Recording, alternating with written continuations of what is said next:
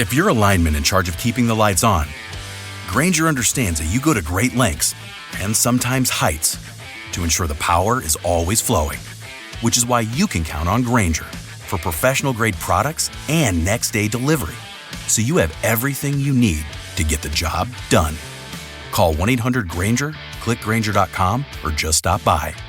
Grainger, for the ones who get it done. If you love to travel, Capital One has a rewards credit card that's perfect for you.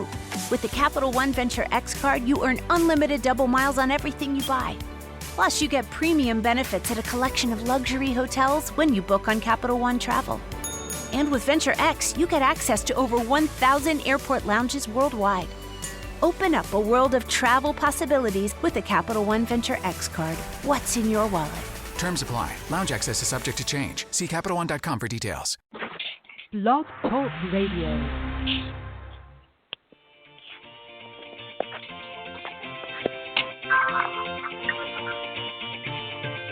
Good evening and welcome to Golf Talk Live. I'm your host, Ted Odorico, broadcasting live every Thursday, 6 to 8 p.m. Central from Panama City Beach, Florida, home of the world's most beautiful beaches. I want to take this opportunity to thank everyone for joining me on my weekly broadcast. Every week, I'll feature some of the best instructors, coaches, authors, and entrepreneurs in the golf business today. I begin with a great discussion on Coach's Corner, followed by an insightful interview with my special guest. So let's get started by introducing tonight's Coach's Corner panel.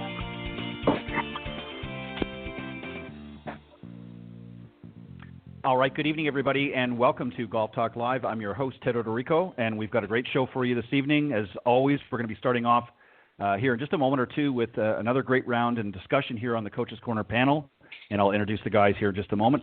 And a little bit later on in the show, I'm going to be joined by my very special guest, Cathy Kim. She's both a PGA and LPGA teach professional, and she's going to be joining me. She was actually on the Women of Golf show this past Tuesday with Cindy Miller and I, and she's coming back tonight to continue the conversation with me here on Golf Talk Live. So I'm really excited to have her back on. Just a quick reminder, of course, the show is live every Thursdays from 6 to 8 p.m. Central here on the blogtalkradio.com network. And I will, of course, at the end of the show, give you some other ways that you can listen to the program as well. But first things first, Golf Talk Live is brought to you by iGolf Sports Network and Golf Tips Magazine. iGolf Sports is a live stream broadcast and media production company providing top-quality programming designed to attract the golfing enthusiast. And Golf Tips, the game's most in-depth instruction magazine, offering insightful reviews on the latest equipment, tips from top PGA and LPGA teach professionals, all designed to help improve your game from tee to green. So subscribe today. Go to golftipsmag.com. All right, as I mentioned, I got a couple of great guys here on the Coach's Corner panel. And first up is Pete Buchanan. He is the founder and director of instruction and owner of Plain Simple Golf LLC, which, of course, houses the Plain Simple Golf Circuit and the Simple Swing Repeater Training Brace. And Peter has been teaching golf for 30-plus years in the business, so he's been around for a while. Also equally well-seasoned is my good friend Clint Wright. He is also a 30-year member of the PGA, partner at TGM Golf, and a big proponent of the R3 approach.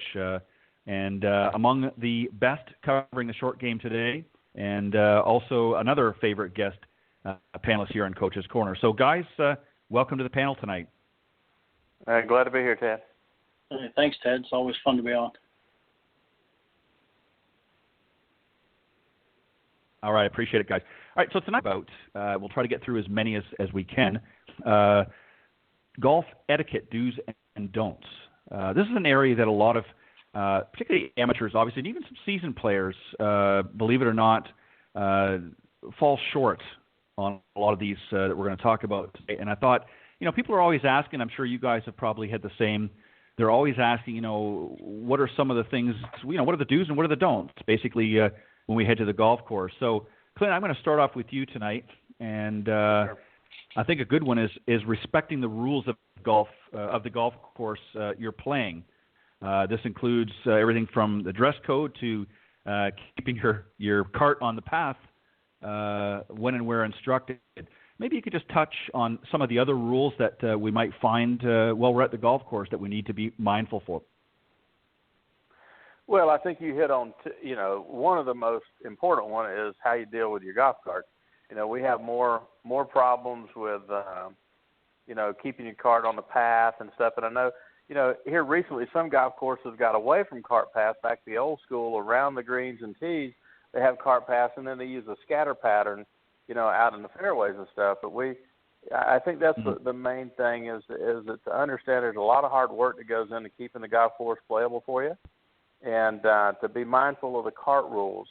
We're not too restrictive on cart rules at the clubs that I'm involved with, other than around the tees and the greens. We really, like to keep them well back away from the off the tees and well back from the greens, with one exception, and that's the old guys with the handicap flag. Is we kind of turn the other way and don't see those carts sometimes because we know that they just need to get a little closer to keep them moving along, And I guess the thing that an overlying concept is try to leave the golf course better than you found it. Repair the ball marks if you see it, whether it's not yours or somebody else's. If the course wants you to refill divots, fill yours in. If you see somebody miss one, fill it in. So just try to leave the golf course better than you find it, and be respectful of the people you're playing with, and have a good time and chit and chat and tell jokes and whatever. But be respectful. That I guess the rule that we always wanted to have as far as that's concerned was that we want our players to have as much fun as they can without interfering with the other person's having their fun too. Right. So it is going to be screaming and yelling and dumping, running all over the place, and make sure your beer cans get in the trash can, and just leave it better than you found it, and have as good a time as you can have without interfering with somebody else's good time. And those two things are the best two rules you could say. Yeah, I couldn't agree more. And also, just one other thing I want to point out, and obviously every course differs on this, but it's always a good idea, especially if you've never played the course, when you go into the pro shop to confirm your tee time. It's always good to ask them if there are any local rules out in the golf course as well. Sometimes, depending on the course, they may have some local rules that you definitely need to be aware of, and some of them actually may even benefit your play. A lot of them sometimes to help speed up the pace of play.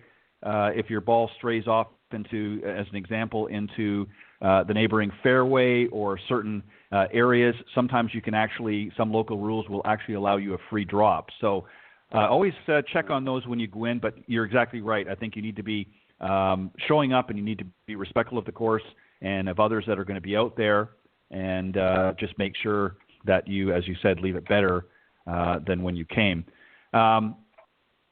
Pete, another one too is and Clint sort of alluded to this, but be aware of other golfers while you're out in the course. A lot of times we drive around in a course or we walk, and we hear 4 yelled out a few times, and a lot of people don't know what that's for. Maybe you can explain a little bit about that. And also some of the other things that maybe we need to be conscious of while we're out there playing. I mean, we want to have fun, as Clint pointed out, but there's other things to be aware of and to be mindful of while we're out there playing of our fellow golfers, not just in our own group, but in other groups as well. Maybe you can just touch on some areas there. Well, I think in some of the golf courses, especially when you're getting holes that are close to each other, you want to be a little bit mindful of others that are hitting, making sure that you're not going to interrupt if they're already getting into their setup and getting ready to hit. You don't want to interrupt that. So, be aware of the other groups around you. When you're getting ready to hit shots, when you're hitting on sometimes you have tee boxes close to greens. And so just be aware of when you're hitting, when somebody's putting. So, Clint hit it. I mean, just look around you and make sure that you would want everybody else out there to be, mindful of what you're doing as well as you're mindful of what they're doing. And, the old yelling of 4, I mean, I suppose if you send the ball in a direction of people who aren't looking, then, that's the common thing to yell. So, for the most part, errant shots are going to happen. So sometimes you're going to have that. You want to make sure that it's not intentional. I mean, I know sometimes with the pace of play, people can get a little bit upset, and they're the group in front of them is not going fast enough, but little do they know the group in front of them is not going anywhere either. And so, they get a little bit upset. So, you don't want to do that. I mean, everybody's out there to have a good time. So try to make sure that you're mindful of, keeping up with the group in front of you. That's really, really what you have to do. And, sometimes, the marshals are out there to hopefully keep pace of play going, especially for those of you who play early in the morning. I mean, you're the trendsetter. Mm-hmm. So when you talk about pace of play, get out there and move. The first groups off the tee are the important ones. They set the pace for the rest of the day. And so, if you're going to be one of those early ones getting out there, and usually those are the ones that are out there, they're out there because they want to get done. But, I think from, just a basic standpoint of just be aware of your surroundings. I think more than anything else, that not only holds true from other players that are around you, but, looking at the areas around you is, I had a great lesson one time. We were walking from the clubhouse down to the driving range, and we passed, there was a styrofoam cup on the ground, and the head pro looked at me and says, "Am I going to pick that up, or are you going to pick it up?" And it was pretty much a profound statement, because he was just saying, when you see stuff like that, pick it up. Just make sure that, you're always aware of trying to keep the place clean, keep it nice. We want to keep the place as respectful as we can, and that's just going to be better for everybody. So, but yeah, I think, I think pace of play has become a big issue lately. Right. I know sometimes on the weekends it just takes forever. I mean, I know when I was a kid growing up, if you played in 4 hours, you got yelled at. So, it was just, 3:15 and you're done. But, it's just, I know people want to have fun, but also be mindful of pace. Don't be out there and take 6.5 hours to play. That's a long time. You should be done in 4. I mean, there's even if you have somebody in your group shooting 72 and somebody shooting 100, you can still both play in 4 hours. Just be ready when it's your turn. That's another thing that's I think the carts overall have slowed the game down, because you get 3 people watch the one hit, then they drive over, and the 3 watch the one hit, then they drive over, and the 3 watch the one hit. You're adding 5 or 10 minutes a hole. Whereas if you're walking, you go straight to your ball and play. So I think to a certain extent, carts can make the game slower, not faster. So, just be aware of your time, be aware of what's around you, and, play faster. No, just kidding. Just keep up the pace. Yeah. No, I couldn't agree more. It's funny, they said the same thing about computers. They said computers were going to make life easier, things would be faster and quicker, and certainly in some cases there are, but it actually ends up creating more work than what it used to in some of the old fashioned ways. And one thing, just on a point there, yelling 4 on the golf course has traditionally been used because the number 4 is easy to carry a long distance, so that hopefully people ahead of you will hear that. And it's always a good idea to make sure you yell it before the ball hits the person or drops out in front of them. That way it gives them an opportunity. And you'd be surprised. You'd be surprised. Just make sure you yell F-O-R-E, not F-O-U-R. I mean, it's different in the enunciation. Yeah. Yeah, exactly. You'd be surprised. Yeah, you'd be surprised how many times I've been out in a golf course over the years, and I've seen somebody hit an errant shot, and I've had to yell it out because they just were waiting, and they said, "Well, I want to see where the ball goes." I said, "Yeah, but you've got a group over here. You need to be cognizant and respectful." And just one other point I want to mention, Pete, that you were talking about sort of looking around and that. If you've got 4 people in the group and one's hitting, it's always good to keep an eye on that player's ball. And 1 or 2 is fine, but all 3 of the rest of you don't need to keep an eye on it. It's always good, and I always recommend this, to have at least one of the players keep their eyes looking around and about to see if, for some reason, there is an issue with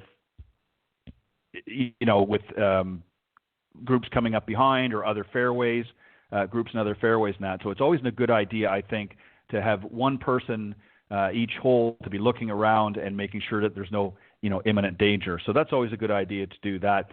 And you already touched on, pace of play. So again, you want to keep the pace going. And I agree, Pete, you raised another valid point about golf carts. I think actually golf carts make it worse because instead of people walking up to and be prepared for their shot, they're looking for somebody's ball, or they're traveling, following each other around on the carts, and it just sort of slows things up. So, Clint, I want to come back to you, and this is an area again, sort of comes into the etiquette. One of the do's is to remain quiet while somebody is preparing to hit or actually hitting their shot. Touch a little bit about that. Well, I think it's just common courtesy, But one of the things we can add to before getting about the carts is that we never really use the cart to take us to our ball. We use the cart to kind of get us in the vicinity, and then everybody goes, the ball comes back to the cart and then goes on. So that does help it a little bit. But, golf is a quiet sport, supposedly. Here lately we've seen a lot more, clapping and yelling and stuff in some of the Pro Tour things that's set up with the grandstands and stuff, which is great. I mean, there's nothing wrong with that. But generally speaking, talking while somebody's hitting is more just on the tee box on the first shot of the hole, because everybody kind of spreads out after that, and then you get up onto the putting green where you kind of come together. So in that area, I think it's best just to, go about your business. Talk to if you want to talk to somebody, talk to them while you're riding in the cart to go find your ball. And then, don't stand right behind somebody when they're hitting on their line. Stand to the side. I've always tried not to stand on the teeing area when somebody else is hitting. And what I mean by that is that two club lengths deep. I'm going to stay off of that portion of the teeing ground until it's my turn to play. So then I'm not going to have much of an opportunity to talk to anybody, and I'm not going to interfere with somebody else playing. And putting, kind of the same thing. Don't stand on the line. The hole generally is surrounded by the ball, so stay with your business, and then you won't have that. But it's a simple common courtesy for a person to be able to focus on their shot instead of having to carry on a conversation or listen to one. And it's just a brief period of time. It's not like it's, I tell people, if you think about it, it only takes you, if you take a full minute to hit every shot you hit and you shoot 90, it only takes an hour and a half to play. And you're out there for 4 hours. So you got 2.5 hours to talk to somebody other than that minute, which is an eternity to hit a shot. Y'all both know that. And so there's plenty enough time to carry on a conversation versus the time somebody's preparing to hit their shot. So it's just, to me, it's just common courtesy. Yeah, that's a great point. And again, obviously, as you progress down the fairway, you're a little more spread out, so it's not going to affect the same. But certainly on the tee box and on the green, you need to be respectful. Keep quiet, and really what you can do is be thinking about what you're going to do when you step up. That's right. To hit your tee shot or your putt. Get yourself kind of in the mindset, okay, what do I need to do here in order to maybe get a birdie or save par or whatever the case may be. So you need to be focusing on that. And, and again, just be respectful, not standing in their line. And definitely on the putting surface, you don't walk on their line either. That's right. Something that I think comes in. Pete, another thing is a lot of people get confused with in the order in which they play. You're playing with your foursome, and there's really a couple of ways that you can do it. There's a term playing by honors is one, and also play ready golf. Maybe you can explain for those that don't have a lot of experience what both of those terms are referring to and what they exactly mean. Well, I suppose on the first tee, the honor is just the order which you decide you're going to play in, and then from there, you go by when you're out in the fairway, the furthest one out then is going to play next. And, you play that way all the way into the hole, and then when you get to the next tee, usually the one with the lowest score goes first. And in that case, if you have a tie, then, decide who's going to go depending on the order that you had before. And so that's why, from an honor system to play, it's, whoever's the furthest one out plays first from the tee boxes after you teed off, and then, the one with the lowest score usually has the honor to start off on the next one. Ready golf is just, without hitting into yourselves, just when you're ready, hit it. I think it's it's a new way that's come along. You have to be, again, respectful of people who are in front of you or to the side of you. I still think even with ready golf, the one that's the furthest out is going to go, usually so you don't step in front of them. But if you're off to the sides, make sure you're hitting one at a time, and you don't all four have to hit at once. But in ready golf, it's just a matter of a way to try to speed it up a little bit. When it's your turn, go. When you're ready to hit it. That reminds me of, I used to play with a group when I grew up at the club in Kansas. They were all in their 80s, and when you got on the green first, you had to be careful because you had 5 balls coming at you.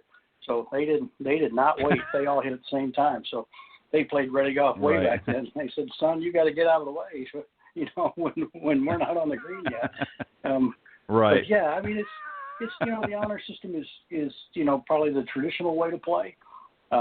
You take an order off the first tee to whatever order you want to do it, and then you stay with that. The furthest person out, and if you get to the next tee, if everybody has the same score, then you use the same order again. But I think it's either way to play is just as fine, and I think you can play in the same amount of time. But again, I think the two systems are fair enough in themselves. So yeah, I think that's perfect. I think for more accomplished players, and I don't necessarily mean they have to have extremely low handicaps, but I think for players that have been out in the golf course with a little more experience, I think the honors system is a good one, especially if they're prepared, along the way to execute their shot when it's their turn. I think ready golf is something for our higher handicap players because a lot of times, more often than not, they tend to take a little bit more time getting ready to even hit the shot. So a lot of times I think it's good for them to be ready. And when you get up to your ball, let's get going through the process. Let's get the ball hit and not wait for somebody else if they're a little further behind. If you're ready to go. And I think that's really, in my opinion, where it's more applicable. And certainly can be used by either group. But I think for some of our higher handicappers and less accomplished players, I think I would like to see them play more ready golf because I think it helps speed it up the pace of play. Yeah, and putting, just to add, I mean, it's not a steadfast rule, but I just think that's one of the do's. I think your more accomplished players, I think, can kind of stick with the regular. And as you pointed out earlier, Pete, the marshals are there to sort of shuffle you around a little quicker if they are slowing down. And on the putting surface, the same thing. Furthest from the hole. Typically is next to play. If you're playing in a tournament, obviously you're going to do that. If you're just sort of having a friendly foursome, again, ready golf for some of your less accomplished players. If you're up there ready to go and the guy that's furthest away hasn't even pulled his putter out of his bag yet, let's keep pace moving in that, especially if your group is slowing things up. Another one, Clint, you'd be surprised. Yeah, let me add something to that. Sorry, go ahead. Yeah, before you go, we kind of play a combination of the two when we play. Mm-hmm. Whoever gets to the tee box first hits. And then what we mean by ready golf is be ready when it's your turn after that. We always let the person that's furthest from the hole play for safety reasons, but be ready to hit when it's your turn. So first man to the tee, when you get to your next shot, be ready to hit it when it's your turn. Same thing on the putting green. Be ready to hit it when it's your turn. Mm-hmm. About the time that the guy that just putted gets his ball out of the hole, your ball ought to be rolling to the hole. Be ready when it's your turn. So I'm sorry, didn't want to interrupt there. Yeah, that's a great point. And then obviously, unless the player that just putted out is directly in your line, and you've got a short putt, obviously that's a little bit different. But yeah, I know you're raising a valid point. That's for sure. Clint, one of the other things too is is a lot of folks don't always play the correct ball, and sometimes they've been playing around and maybe they've hit one in the rough. And I'm going to give you two questions in this one here, but sometimes they're hitting the wrong ball, and talk a little bit about that. And another one too, going back to the green, is nothing worse, especially if you're the group that's been on the green, you're leaving. Sometimes the flag is a little askew, and you can explain a little bit better. You know what I'm talking about there. Sure. We want to make sure that we're leaving the green. So let's talk about the ball first. You've hit a shot out in the rough, and you've got ready to hit your second or maybe even third shot. You got to check to make sure it's your ball. Yeah, I mean, we all that we played tournament golf, we all know that you should put your own mark on the ball. A Titleist 4 out there or a Srixon 2. There's plenty of those numbers out there, so you need to put your own distinguishing mark. In my case, I use a green marker. I put 3 green dots and a green line on it. Everybody knows that that we play a lot of golf together. Everybody knows that's my ball, you know. But I think it's almost a twofold question. If I'm not just playing with my group, having a good time, and I find I've hit the wrong ball, I'm not going to go all the way back down the fairway and correct my mistake. Okay, because under the rules, once I discover I've hit the wrong ball, I've got to go back and correct my mistake. I've got to go back to where I figured I hit the wrong ball from and start over with penalty. You know, that is just absolutely going to kill the pace of play. It's not necessary. You know, if you know, probably what I would do on a regular basis if I'm playing for a score, this may not be totally kosher by the rules. I'd play it out with that ball and add 2 shots to my score. You know, just to keep moving. You know, now if I'm playing a tournament or you know, some kind of a captain's choice, or you know, you're gonna hit the wrong ball then. But if I'm playing in an event, I've got to correct my mistake. I've got to go back. Find where my ball was at. If I can find my ball, then if I can't find my ball, I've got to go back to where I hit that shot from, because I got stroke and distance, unless the tournament is playing the exception to the stroke and distance rule. You know, if they are, then they can drop a ball equal distance into the fairway and play from there, but still have a penalty for hitting the wrong ball. So, you know, you just have to pay attention, watch your ball, make sure it's yours before you hit it. You know, there's provisions in the rule. If you can't see the numbers, you can pick it up enough to identify the ball, put it back down, and move forward. But I think if they're just out playing just for the sake of the people behind them, just keep playing, hole out. If it's your opponent's ball, then both of you hit a wrong ball because you're both up on the green with the wrong ball. You know, so there's no reason to go back and do that all over again. You know, so you got there with somebody's golf ball. Just finish the hole, add a couple of shots to your score, and go on and pay attention next time. But again, if you're playing in a scoring event, you got to play by the rules. You got to figure it out and move forward from there. And in that particular case, unless you're prohibited from doing it, you know, the committee says you got to stay in your group and you got to stay in place. Let the group behind you go ahead and play through while you're trying to, you know, filter out the mistake and correct it. Nothing wrong with letting that group play through.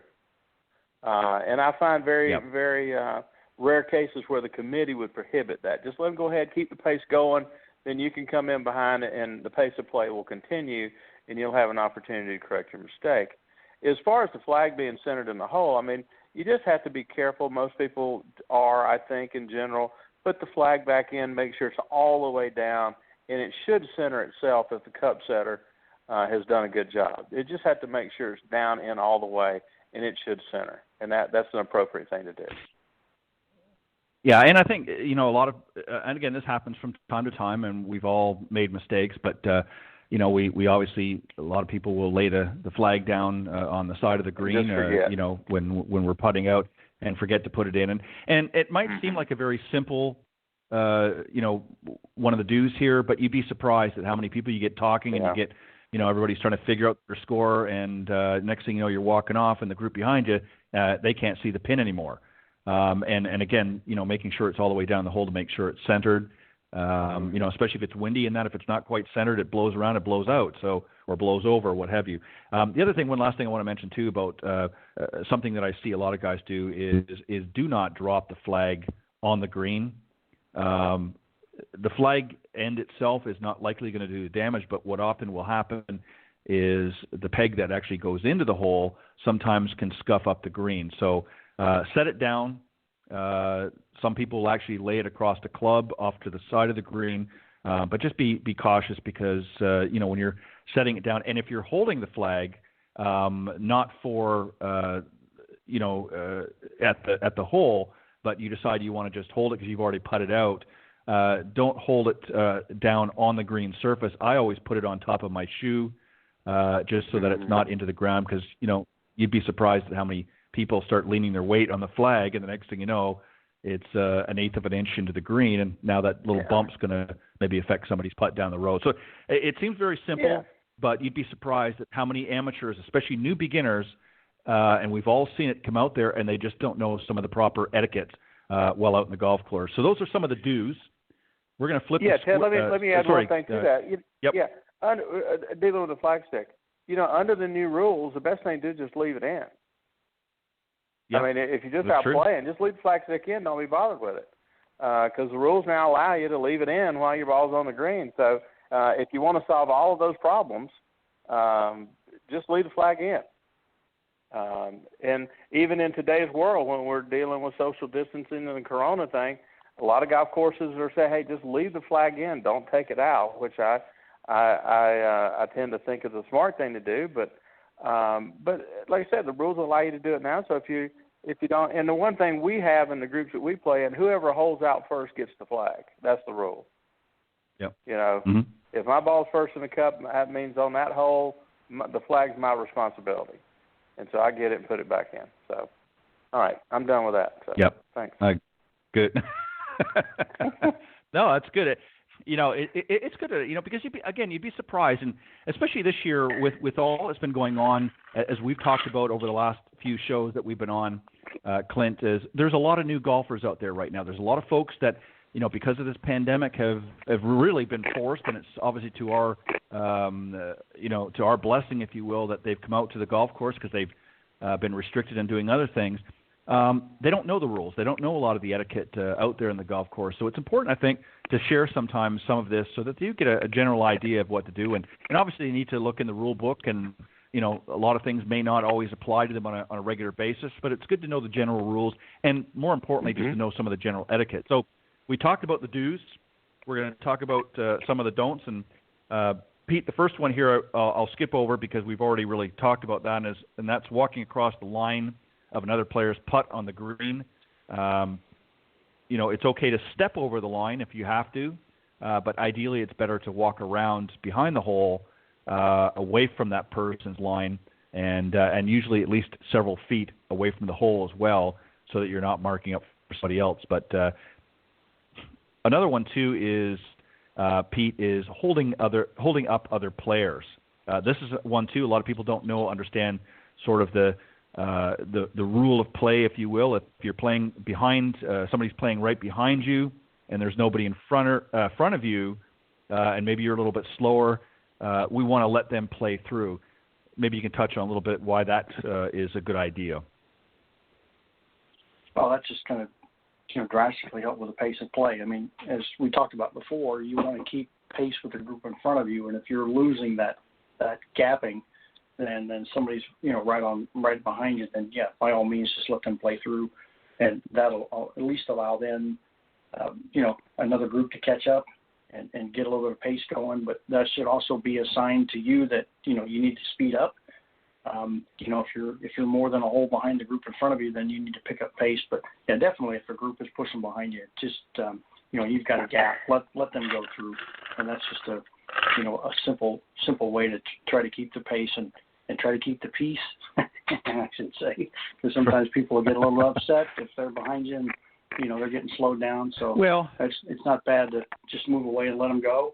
But no, I mean that's just a general rule. If you're falling behind and you've got a group that's right on your tail, let them go. And they can get into that gap and maybe close the gap, and then you can pick up a little bit behind them and then try to keep up with it. But the other thing too, from a general standpoint, especially for your new players, if that's happening to you a lot, then you've got to start to understand how to make your play faster, how to get yourself more ready, and how to be, as Clint said before, make sure you're ready when it's your turn. I mean, that's the biggest thing I think that slows down golf more than anything else. People just aren't ready when it's their turn to play. And so I think from a common standpoint of slowing the whole thing down, when you get up there and there's 4 balls out there, and typically we're talking about, semi-ready golf. I mean, get yourself prepared to play. And I think, the carts can help in speed of play if you're looking down the fairway while you're driving and get an idea of what's coming up. Look at what's in front of you, get yourself prepared, and as you're getting out of the cart, they got devices now that can give you the yardage, so that's no longer an issue. You can pretty much figure that out. But just try to get yourself prepared as if I've got to go here in the next minute, so I got to get ready. Get your club, get it set, and get it going. Just be ready to play. And I think you can still have time to talk and chat and and do all those other things. But there comes a time when it's your turn to play, and you got to get ready and go. So I think that can also help avoid slowing other people up and slowing groups up. But again, if they're pushing you, and there's a gap, let them go through. Yeah, especially if you're a foursome and you've got a few players in your foursome that are not very accomplished players, maybe they're struggling, and especially, and I've seen this happen many times. I wish they wouldn't do this, but you get a group that comes on, it's a twosome, and they're moving pretty quick pace. They're coming in behind you. Let them go through for sure, because there's no way you're going to be able to keep pace with these guys here when you've only got two guys behind you. Let them play through. And you'll have it pretty open. Yeah, you'll have it pretty open. Clint, I think this is a good one for you. A definite don't is throwing your clubs. It's not only can be expensive if they happen to break. That question. But you've asked the wrong person. Well, that's funny. Yeah. No, I quit throwing clubs a long time ago. Yeah. We all hit, well, we all hit bad shots, and it doesn't look good when folks see us throwing a club or thumping a club down. It has a tendency to break or bend the shaft or what have you. Yes. But you want to share a little with that? Sure. Yeah, I'll take that one. We have all let our equipment slip out of our hands on certain occasions and out of frustration or whatever. It's dangerous to do, because there's other people out there, and if the club breaks, people are injured every year with clubs breaking around tree roots and balls coming back at them. Yep. So it is, like I said, we all kind of chuckle about it because we've all done it. So we can't be angels about this, but it is something that you should try your best to maintain your cool, even though that shot was the third one you've hit the same way all day. You just finally had enough, and just take it back over and put it in the bag and then go kick a tree or something. The only person you're gonna hurt yourself there, because you can hurt somebody by the club, bouncing or. You throw it, and you're really not intending to throw it that way, but your playing partner's right there behind you, and before you realize it, you've tried to throw it back at the golf cart, and you threw it right at their head.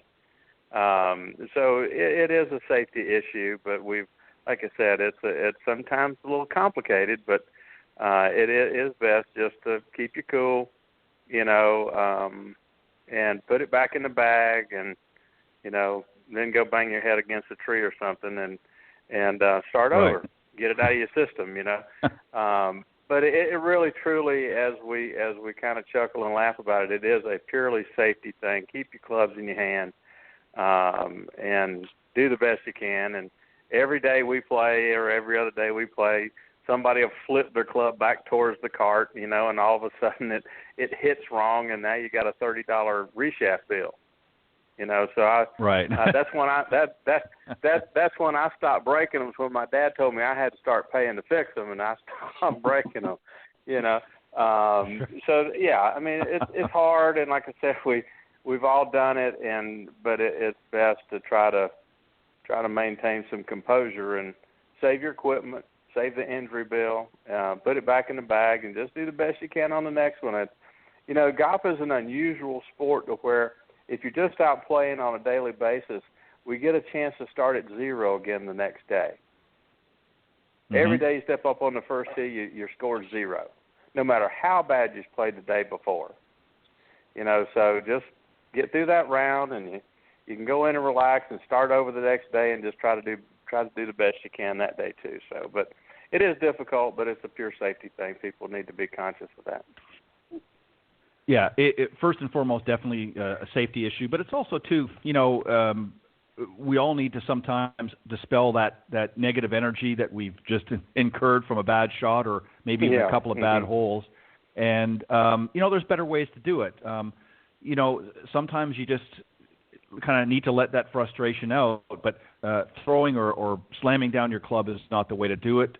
I always, when I have a bad hole or a bad shot, especially, if this day and age when you're most courses you're taking a cart. Unless I'm by myself on the cart, I'll let my playing partner drive, and I'll walk to my ball. Yeah, just walk it off. That way, then I kind of let off a little bit. Yeah, walk it off. By the time I get up there, I'm laughing about it. I think it's a lot less expensive, as you say, with reshafting, Bill, less dangerous. But you need to get that negative energy out for sure. But there's better ways to do it. I'm going to just quickly mention this, and then we'll move on to another one here, so we can keep the pace. Speaking of pace of play, we'll keep the show going. But don't walk off the green before everybody has finished putting. Always a good idea to let everyone finish before heading to the next hole for a couple of reasons. First and foremost, it can be distracting, especially if you're beside somebody and they're getting ready to putt and you start walking off the green and, you're making noise. You got maybe a couple of clubs in your hand. You've got your putter and a wedge maybe used to pitch your chip up, and they're clanking and you're walking off. And the other thing is it's kind of rude. Your group's still on the green. They're putting out. You need to stay around there and a little camaraderie, if you will. But so walking off the green before everybody has finished is not a good idea unless you're really falling behind. I don't recommend it. Pete, leaving your shadow over someone's ball when they're hitting can be distracting, to say the least. Give us some of the scoop on that one. Again, being aware of your surroundings. It's kind of ironic because the range I'm at in the afternoons, I have to watch myself because I'll have my shadow right where they're trying to hit all the time. So I've got to watch where I'm standing as the sun's setting behind us. But yeah, you just got to be aware of what's going on. Again, if you're paying attention to, anything that's out in front of you, you'll see your shadow and you can see if it's in somebody's way. So, be aware, stand to the side, squat down, make your shadow smaller, do whatever you got to do to get it out of somebody's way. But yeah, it definitely can be a distraction to a lot of people, and a lot of people like to have everything as clean as possible. So if your shadow's in the way, they're not going to be very happy. So just be aware of where you're standing. It can be even from a side view or from the back. So just pay attention to what's going on, and you can avoid that one pretty easy. Well, and just to add to that, if you putt on a green that has shadows, we know how difficult that can be sometimes because you don't always see the various undulations of the green. So the same thing can happen if you're standing and casting a shadow. It's not only a distraction, but depending on the angle of your shadow, it can sometimes throw off their vision of how the hole is going to or how the putt is going to be played, or can certainly change their view. So again, it goes to courtesy. Being respectful and kind of staying out of their lane. Same thing as we mentioned earlier, standing behind someone while they're hitting. Definitely not you want to be out of their line of vision. There's nothing more distracting, especially if the person happens to be a fidgety person and, you're getting ready to hit your shot or you're getting ready to putt out or something, and right in your line of sight is somebody and they're kind of wiggling their feet and, moving their arms and whatnot. It can be very, very distracting and kind of throws you off.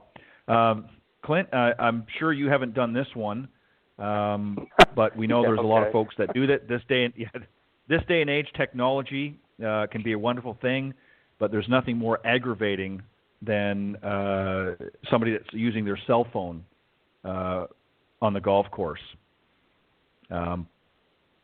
Good idea, bad idea, or what? Well, now I'm taking my phone with me.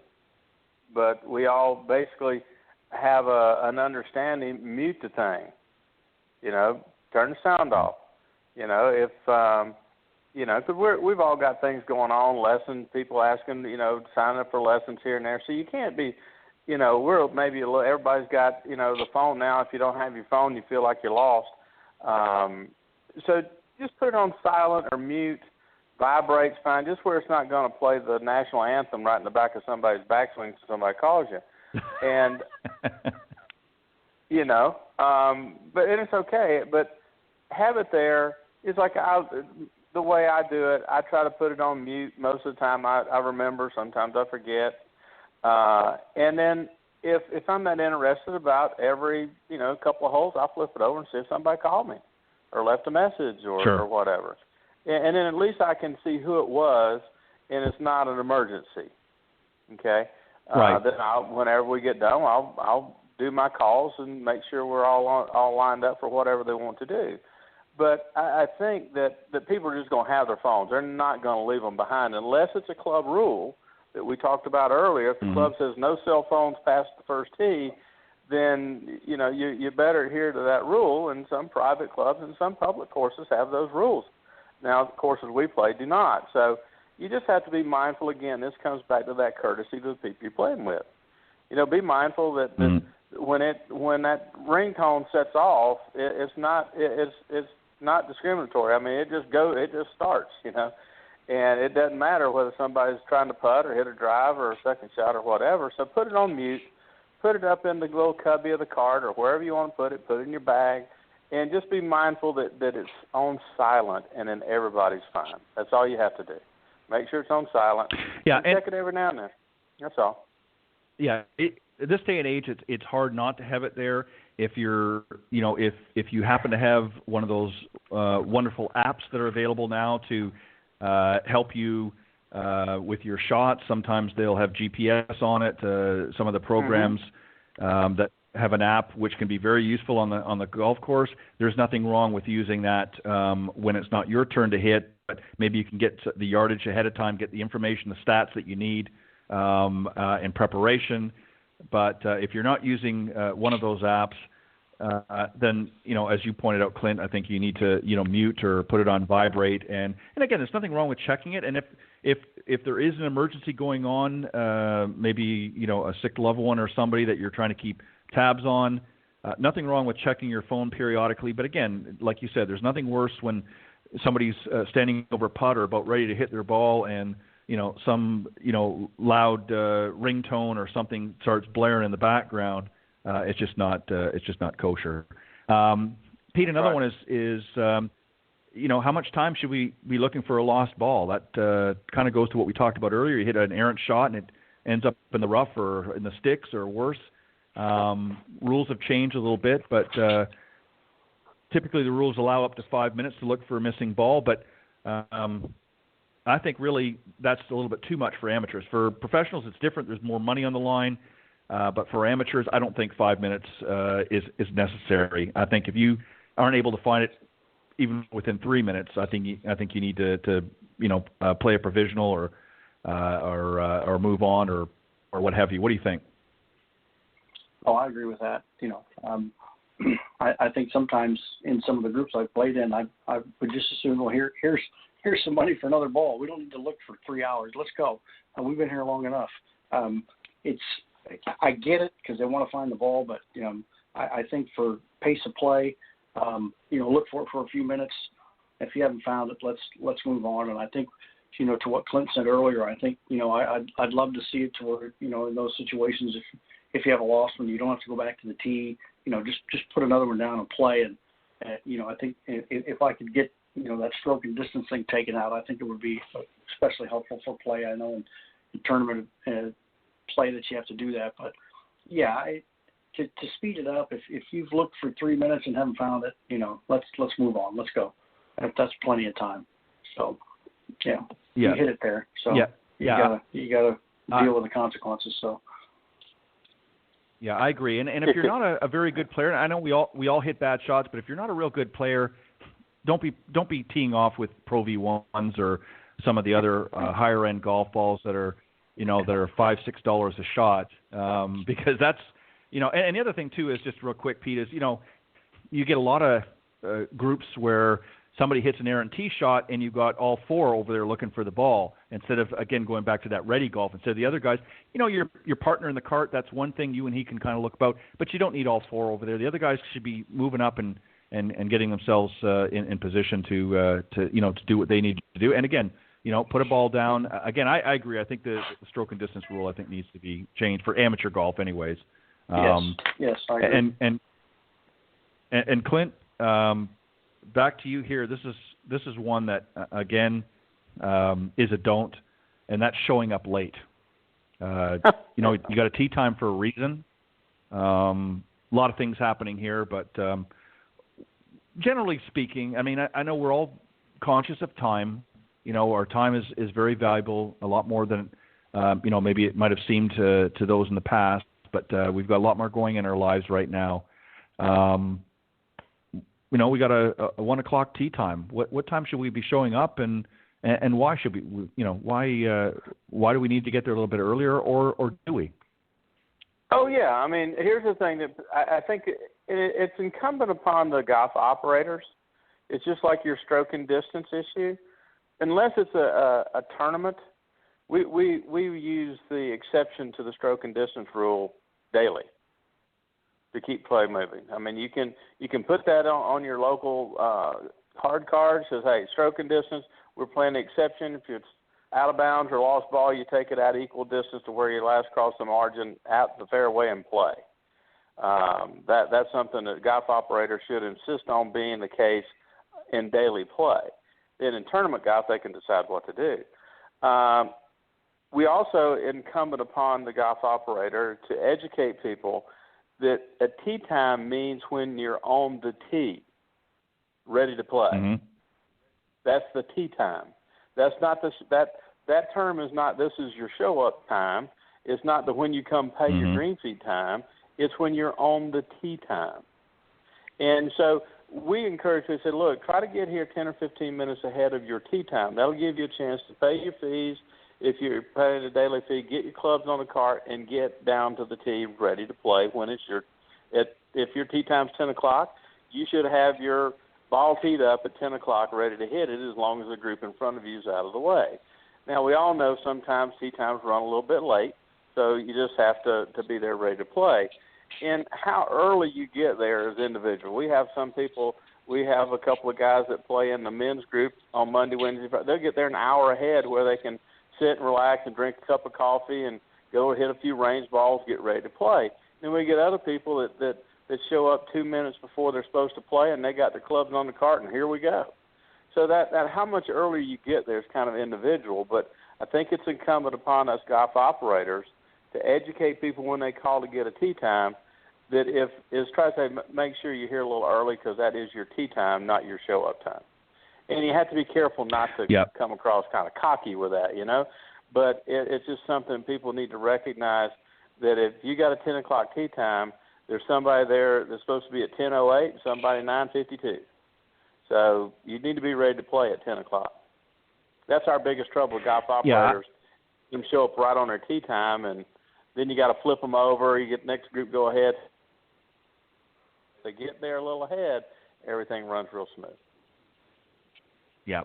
And again, it's an individual thing. I agree. I mean, I like to see people, you know, depending on their level of play. I mean, they don't necessarily have to be there 2 hours early unless they've, you know, they're bored, they got nothing to do, and they want to sit around and maybe get a bite to eat and just relax and kind of enjoy the ambiance of their surroundings. But, you know, I like to, for most golfers, I like to see them get there about, 25 to 30 minutes before their tee time. And the reason being is, A, so they can check in, as you suggest, get their stuff ready, and maybe get out on the putting green and the practice green and, work on their putting a little bit just to kind of get the pace of the greens that particular day. And if they've got time, again, hit a few range balls just to kind of warm up and loosen up and that sort of thing.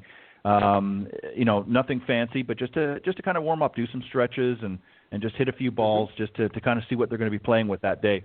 But again, it depends. If you're somebody that plays regularly, yeah, go ahead. No, I was going to add that I truly believe that the vast majority of the people that play our sport do exactly what you just said. The vast majority do. Every now and then you get one that just shows up late or something. They didn't know him better. But I do believe the majority of people do exactly what you just described. I really do. Yeah, I think most of the guys, at least from my experience, that seem to, and I don't know what if it goes with the car or not, but when I used to play a lot of the courses back home, it always seems to be the guy driving the Porsche that showed 2 minutes before his tee time, and I think he just figured I can speed up, and so it was always the guy that had a fast car that showed up 2 minutes before. Yeah, exactly. But anyways, so these are some good do's and don'ts. I think they're very general, very generic. I realize. But you'd be surprised at how many professionals get asked these questions, especially with new players coming in to the mix now with everything going on with COVID and so forth. Again, there's flexibility with some of them depending on the course that you're playing at. And as I said in the beginning, what I always recommend people doing, especially if you're playing a new course that you've never played before, whether it's a resort or maybe you're playing with a friend who's invited you to his club, it's always a good idea to, assuming your friend is somewhat knowledgeable, ask them, are there any local rules? What are some of the rules here that I need to know? Or at the very least, go into the pro shop and ask, them behind the counter if there's any, local rules or anything specific that they need to be adhered to. And if you're somebody that doesn't play or hasn't played a lot of golf, obviously, we want you to get connected with your local golf professional, and hopefully he or she will help you with some good quality sound lessons. But don't be afraid. Usually you'll find the pro in the pro shop or somewhere nearby, and don't be afraid to ask questions. If you show up there and you're not sure what to do, ask somebody there that's on staff, and it'll be more than happy to point you in the right direction. But guys, as always, great job with tonight's discussion. And I'm going to give each of you, and I will go in a different order this time. Pete, you go first, and then Clint. Just let the folks know if they want to reach out to you and get in touch, or maybe just want to communicate with you for some reason. What's the best way to do that? Well, again, thanks, Ted, for having me on. Clint's always great to be on with you. I always enjoy it. Learn a bunch of stuff when you're always on.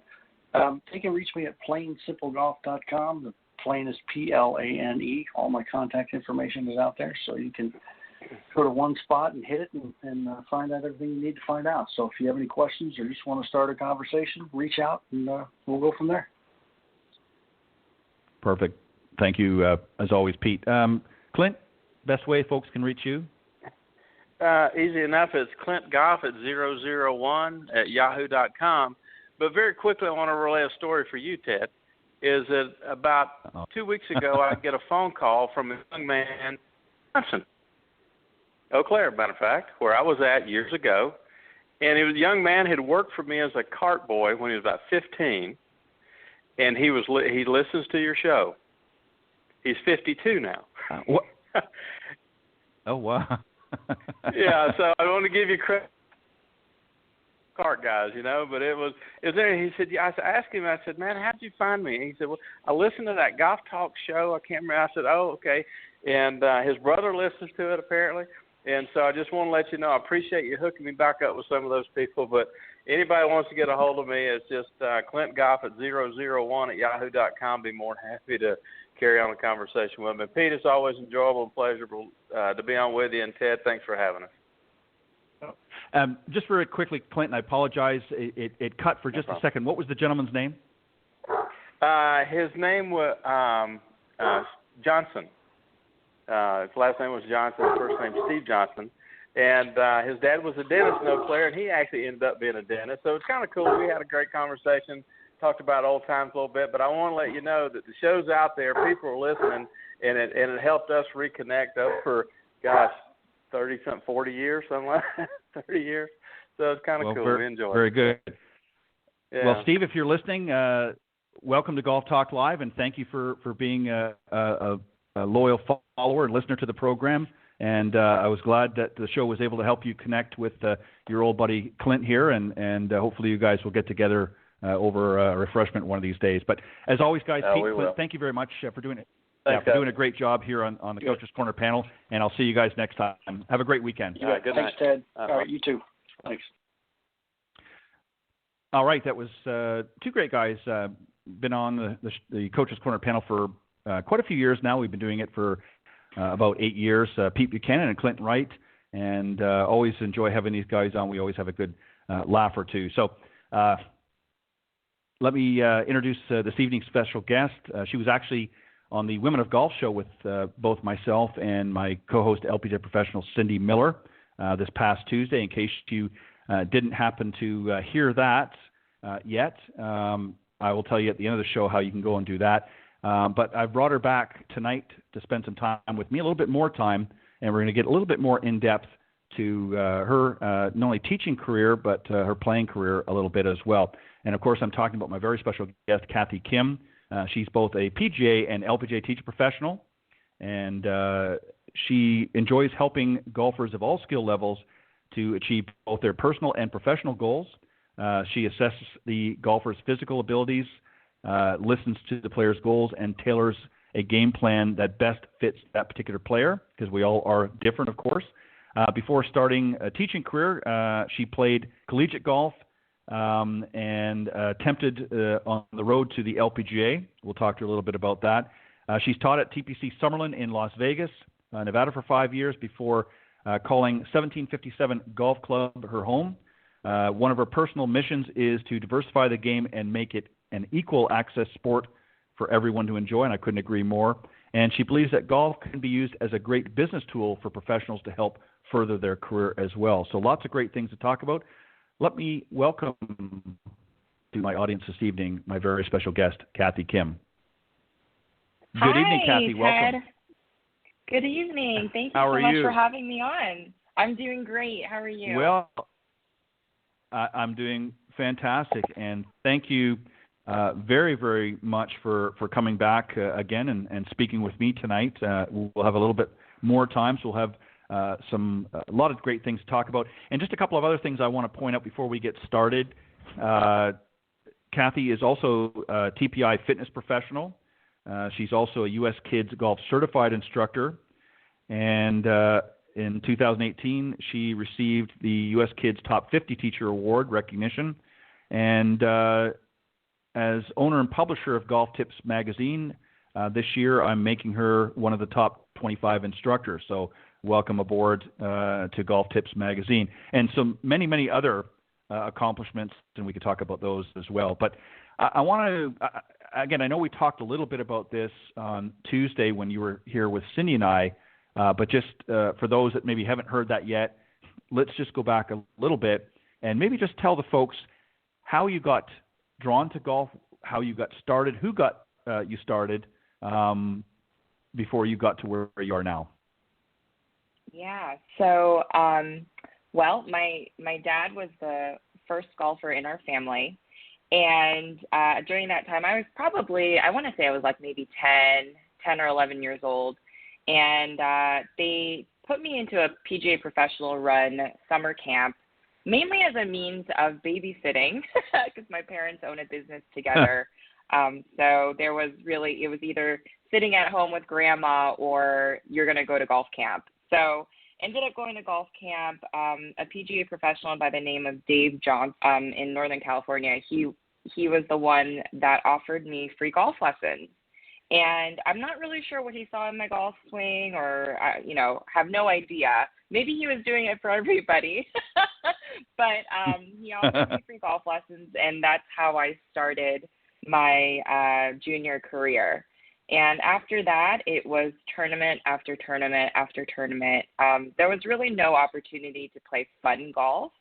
I'm Korean. I'm Korean American, and growing up in a first-generation Korean family, things were pretty strict, and because of that, there was really no fun golf.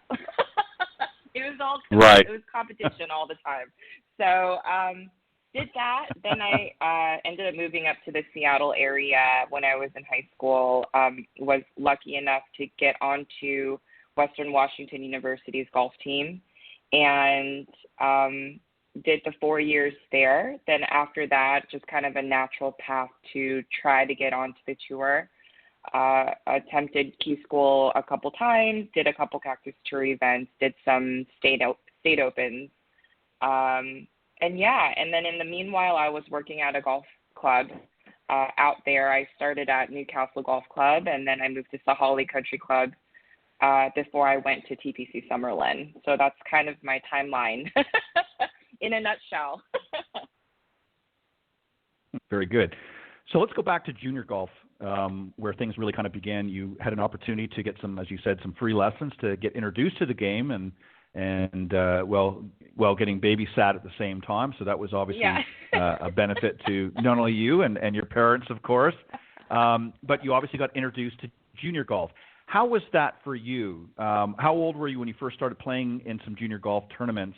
And what was some of your experience based on your exposure. Did you feel a lot of pressure at a very young age to get out there and, kick butt, as they say, or were you confused about what was going on, or what was your experience playing in some of the junior golf events?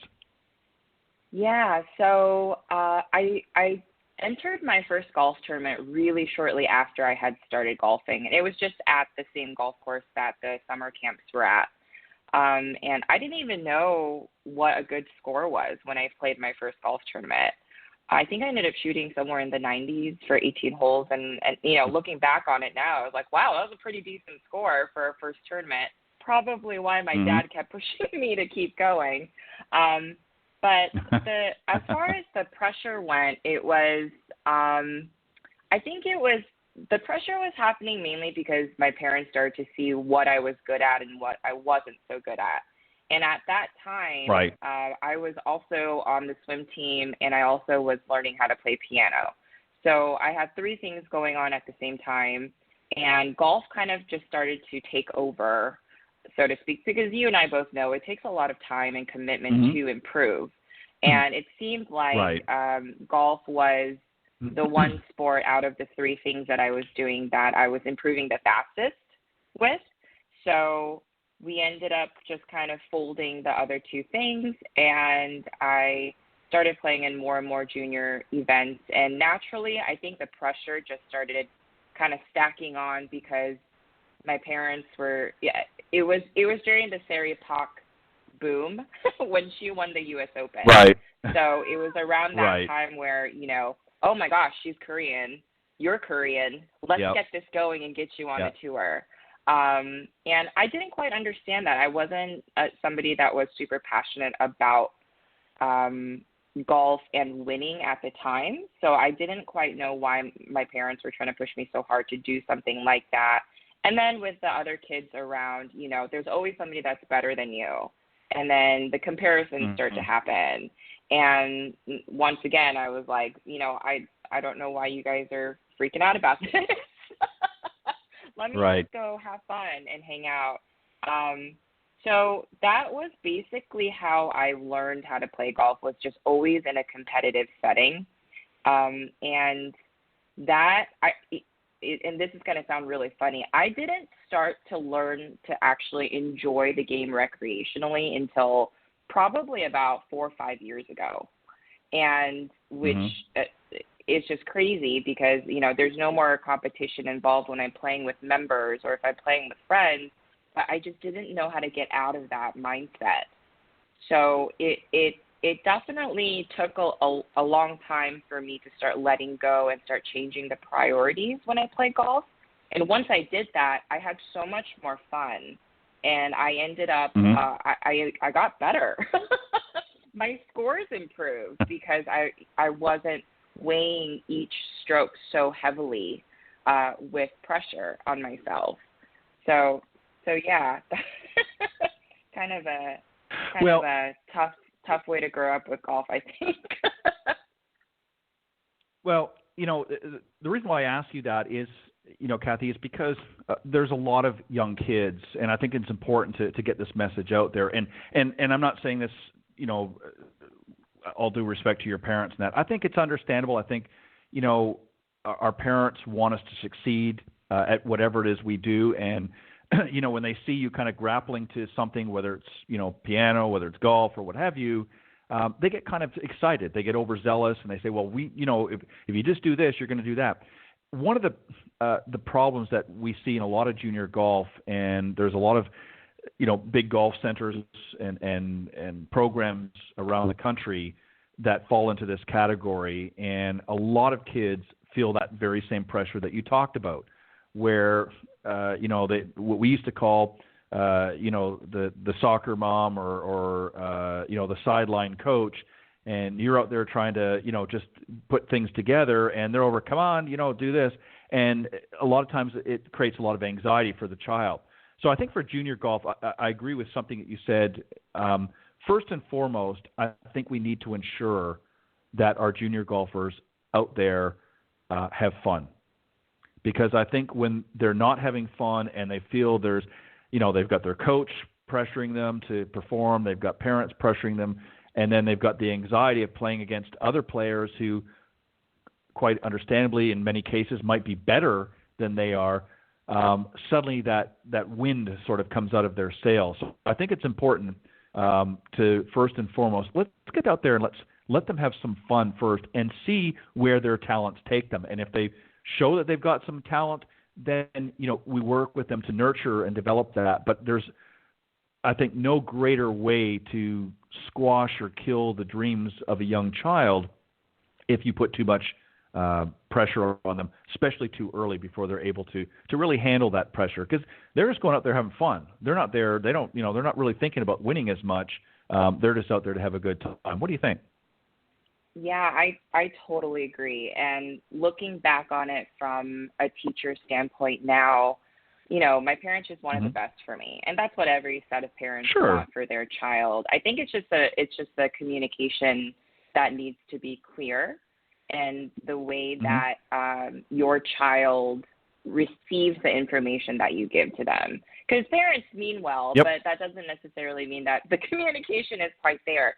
So looking back on it, I definitely can understand where my parents were coming from, and I'm sure they were able to see the future a little bit farther away than me, right, at that age. But now working with junior players, and I work with kids that have just started golf to kids that are well within, 6-7 years into the sport, and they're deep into the competitive, into their competitive schedule. So it's really interesting because parents will come to me and they'll ask me, hey, what's the best way for us to support our junior? And I tell them every time, I'm like, listen, they gotta love it. If they don't love it, then they're going to feel like you're pushing them into doing something. And I've talked to multiple LPGA Tour players who, and I'll ask them, I'll be like, well, why? Why golf? And what makes you grind every single day to do this? Not one person has said to me, well, it's just because. Every single girl, every single woman has said, I love golf. I truly, truly love the sport, and this is why I do it every day. So as far as from the parental standpoint, if there was any kind of advice that I could give as a golf coach, it would be to make sure that you're on the same page as your junior and really come up with a game plan together that involves not only golf, but time away from golf.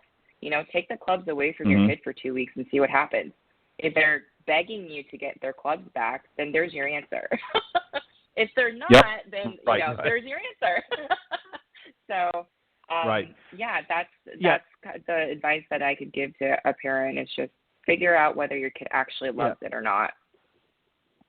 Yeah, that's a great point. And just to add to that, Cindy and I, of course, host the Women of Golf show, and we've mentioned to you that we interview a lot of the young and up-and-coming golfers on the Symetra Tour, which, of course, feeds into the LPGA.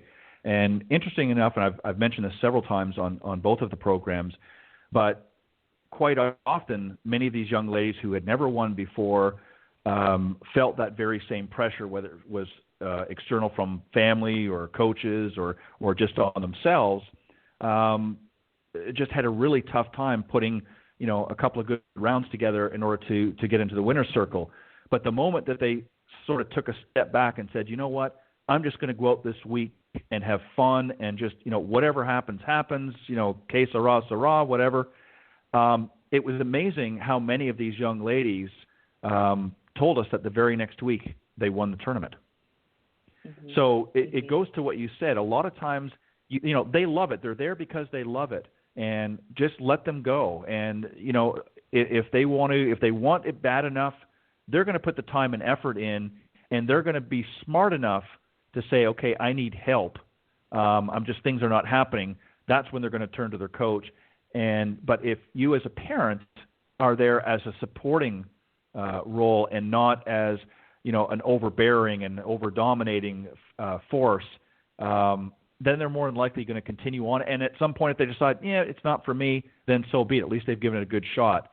But if they're getting out, like you said, if you take their clubs away and they're not running to the, find where you've hidden them, then there's a good chance that maybe they don't enjoy the game. And hopefully maybe they'll take it up later in life and as a more of a recreational thing. But again, each to their own. And I think that's some great advice that you gave to parents, is that you need to really come together a game plan that includes the child's decision, not just the parents. You went on to play a little collegiate golf, a little bit different because, typically golf, it's an individual sport, but collegiate golf, of course, you're now part of a team. Was that something, because, and the reason why I say this is a lot of top players, Tiger Woods, many of the other top players on both the men's and even some on the ladies tour, don't play well in a team format for some reason. Yeah. You look at right. Were you like that as well? Did you find in that sort of collegiate format that it was not a good fit for you, or was it the opposite?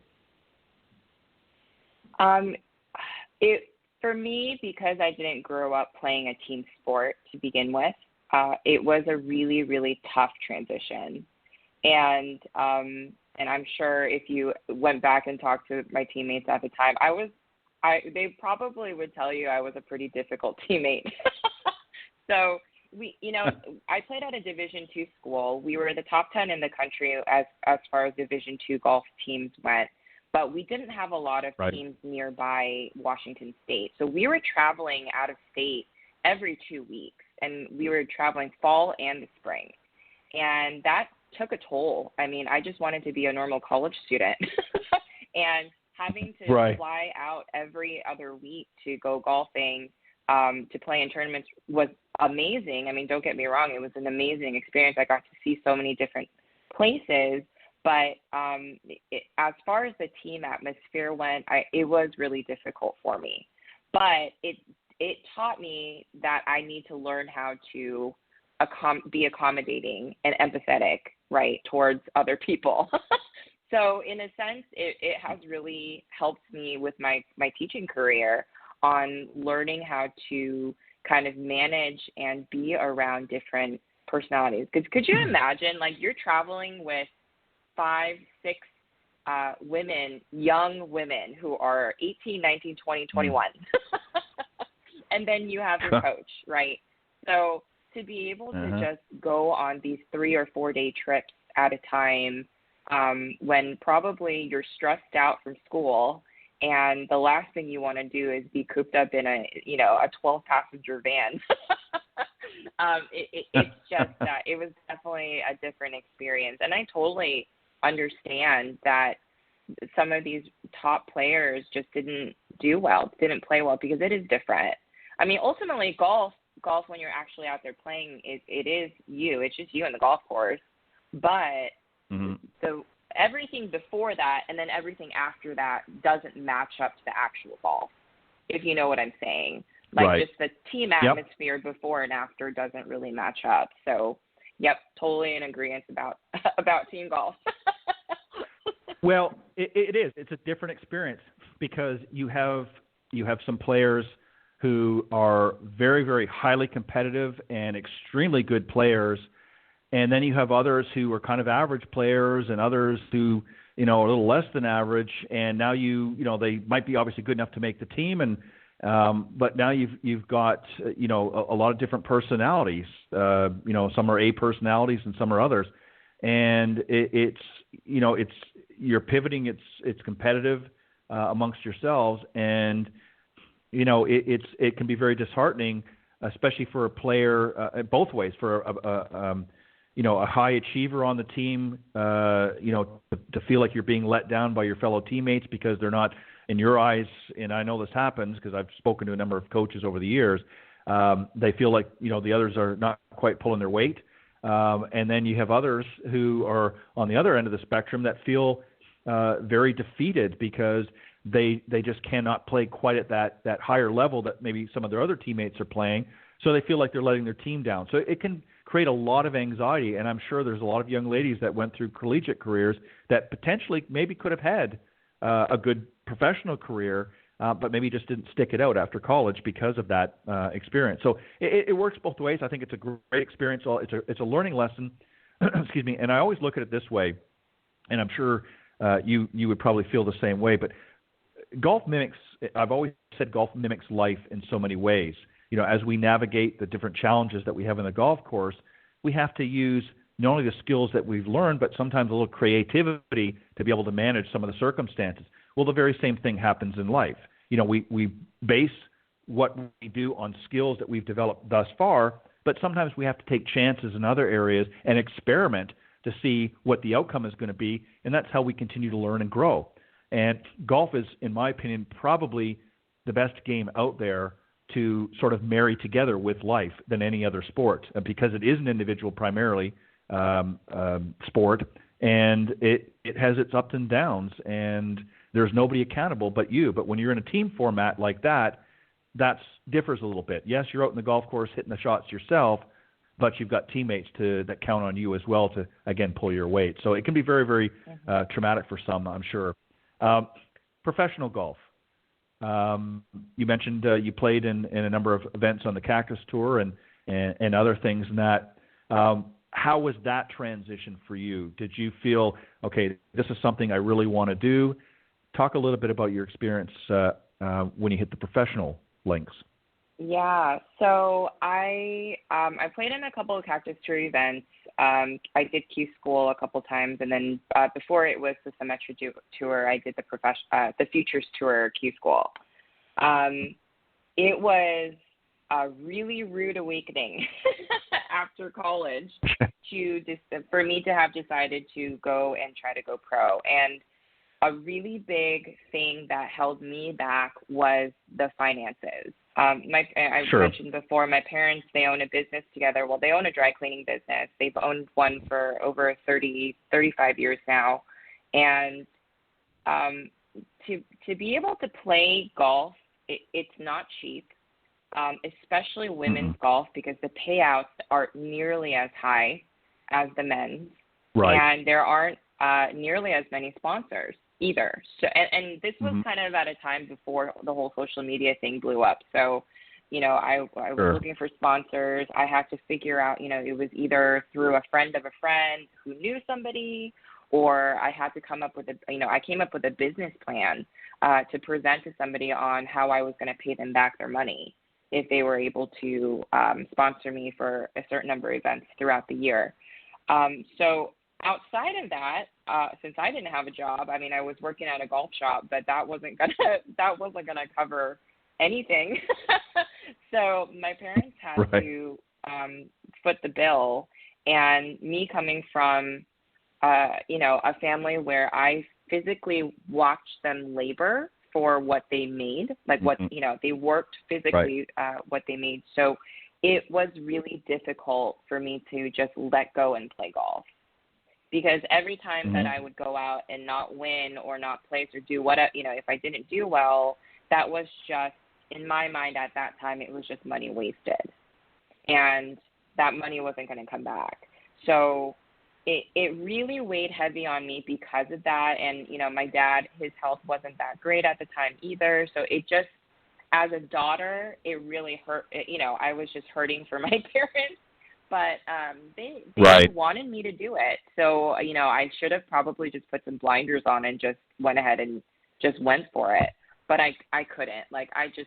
I'm not that type of person. And so the financial side of it is a huge, huge factor. And I know that it's a big factor for women even now who are trying to go pro, right? If you don't have the full backing of somebody, then it's really difficult to be able to travel and stay at places and do this and do that. So it kind of, that was the biggest part of it. I also ended up with a shoulder injury. I had bursitis in my left shoulder, and that was a problem. I wasn't the best at rehabbing it. I didn't want to take any time off to rehab it, so that ended up catching up to me.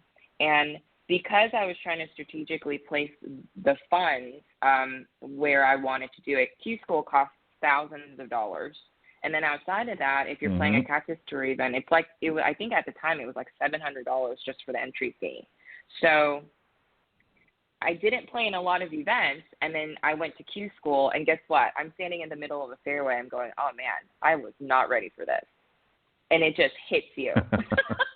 And and Yep. that in that moment, you're going, man, well, now I have to, kind of regroup and come up with another game plan for next year. But, oh, crap, where am I going to get the funds for this?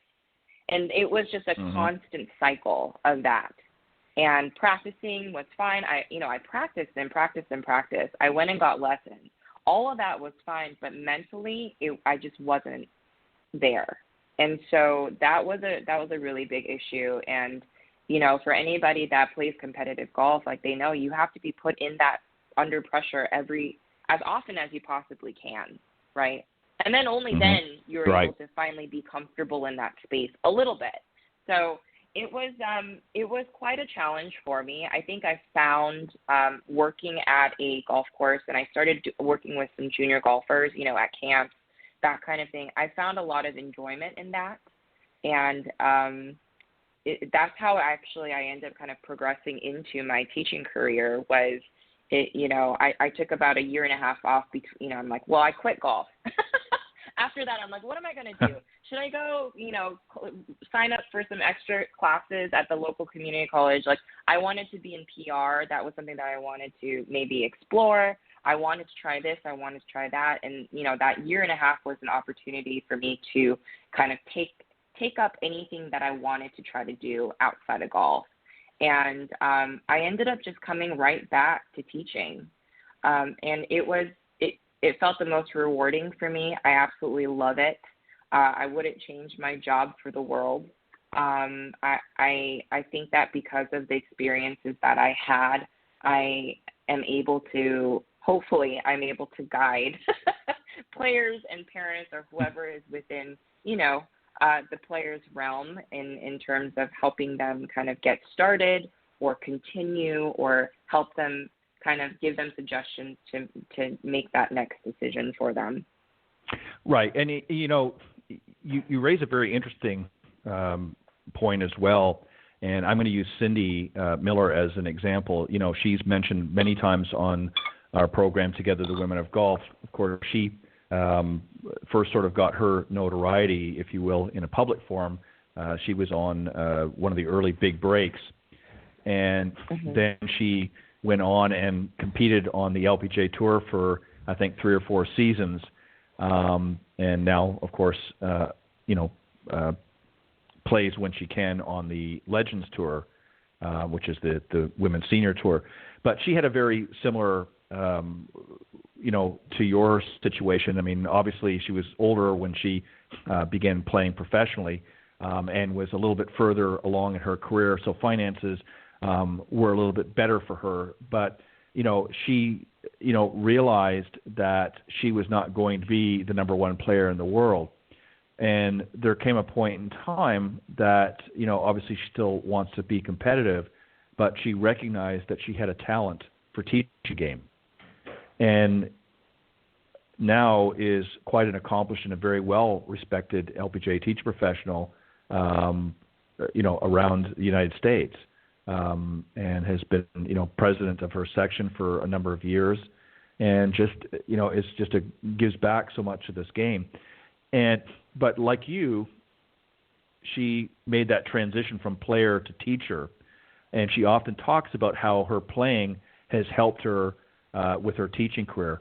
Touch on maybe some areas that you have found from being a player and now teacher, how that has helped your teaching side of things. Yeah, so I've been to several golf instructors just for me, personally, to hone my skill as a player. And I was always that student that just kept asking why. If it didn't make sense to me, I was going to ask the teacher, like, I need you to further explain this until it's, it makes sense, because you're not putting, I was that difficult student that was constantly asking those questions. And because I wanted to know how the golf swing was structured and why it was structured in that way and why somebody taught it in that way. So I recognized pretty early on when I was able to make my own decisions for teachers on who I was going to go to, I recognized that certain teachers were field teachers, certain teachers were very technical, and It was just a matter of who I was going to go to that I was able to fit in with, right? And to be able to really take in all of the information that the teacher was going to give me.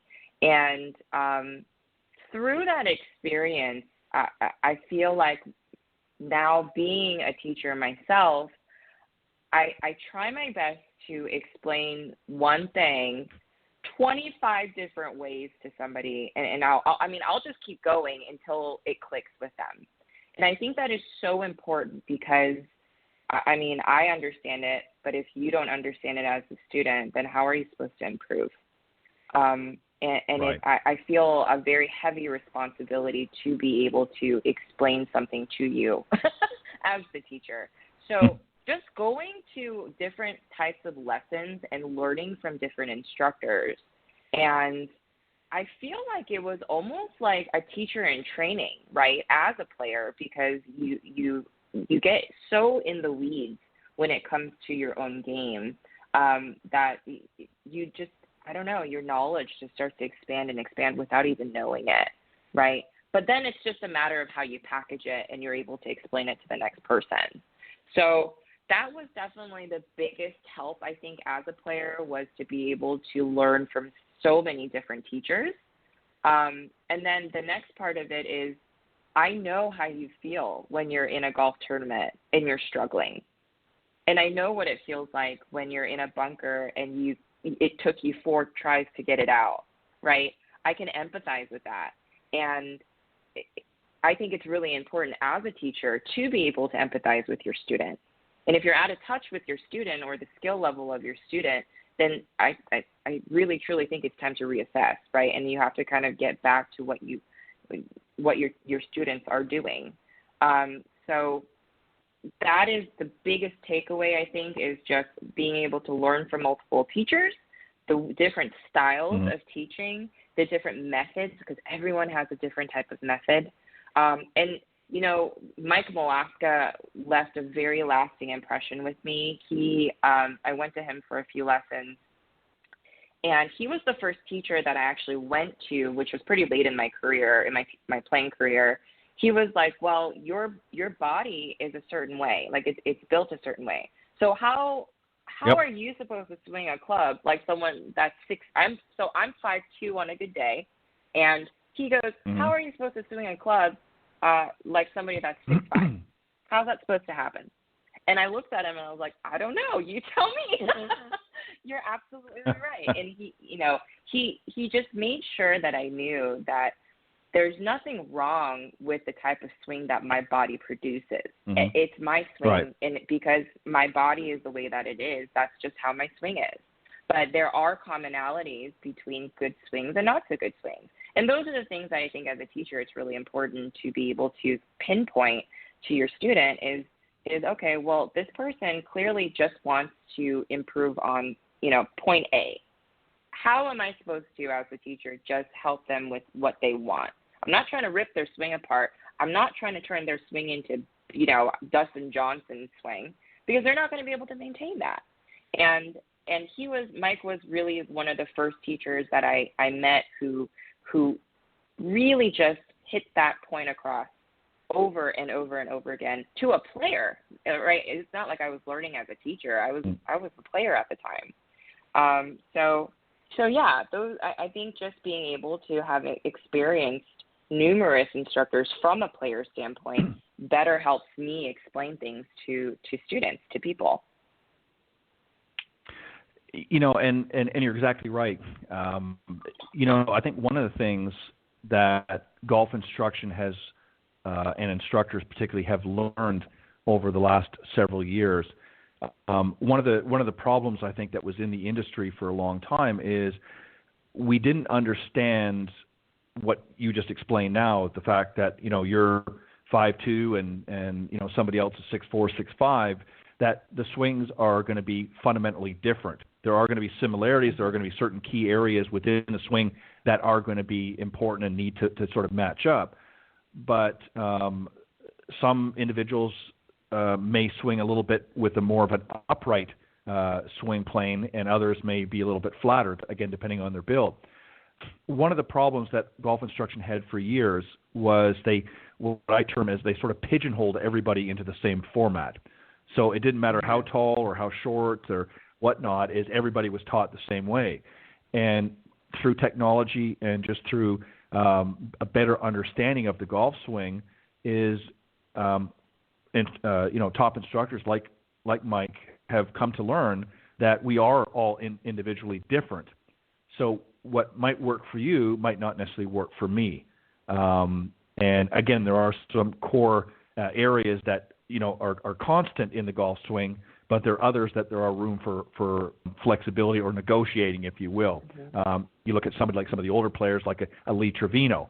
I mean, that's not a swing that you're going to teach a modern-day player, but yet it was very, very effective, and he won multiple majors and many other tournaments along the way. It worked for him, but if you broke down his swing, there are certain key areas within his golf swing that would match up with virtually any other player that's out there.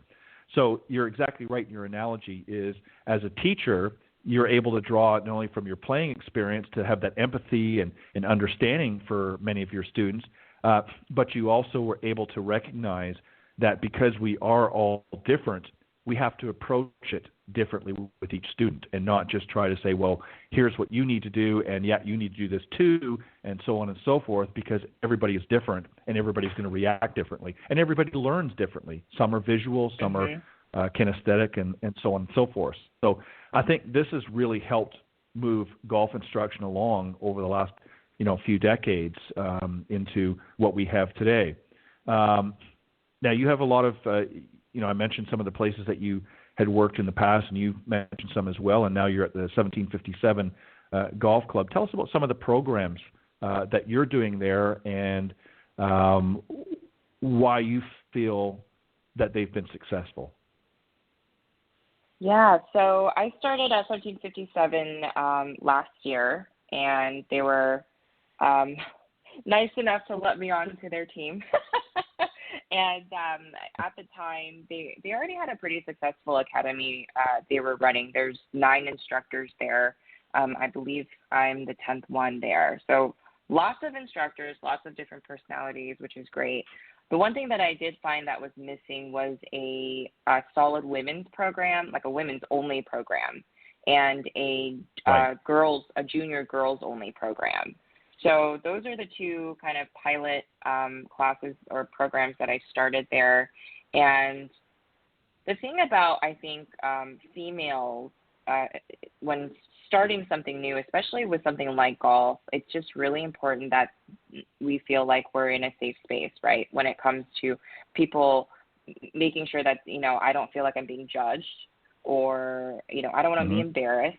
I don't want to be any of those things. I want to be able to learn without any kind of barriers. So being able to start these programs, one is called Women Who Golf. I have currently 3 levels of Women Who Golf. Level 1 just being someone that literally might not even have golf clubs, right? They just want to start, or they just picked up the game. All the way to level 3 who are now avid golfers who happen to be a part of a women's league, or, they play 2 or 3 times a week with a group of people and they want to be able to take their game to the next level. So we go out onto the golf course for management. Girls Who Golf is kind of similar. I try to keep the groups pretty small. Like I'll max out probably around 6 people, 6 women or 6 girls, depending on how long the class is.